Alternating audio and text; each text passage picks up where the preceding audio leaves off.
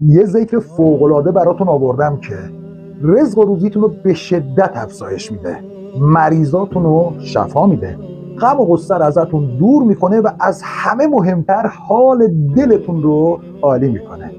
نمیخواد عددی هم برای من بفرستی، فقط این ویدیو رو برای 5 تا از عزیزانت حتما ارسال کن تا گره از کار اونها هم باز کنی و خیرش برگرده به زندگی من و تو. ذکر شریف یونسیه. آیه 87 سوره انبیا میفرمایند که هر موقع غم و غصه داشتی فقط کافیه این ذکر رو با خودت تکرار کنی: لا اله الا انت سبحانک انی کنت من الظالمین.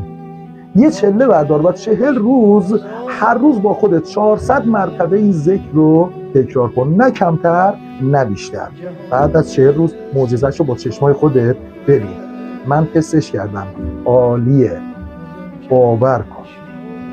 یا علی.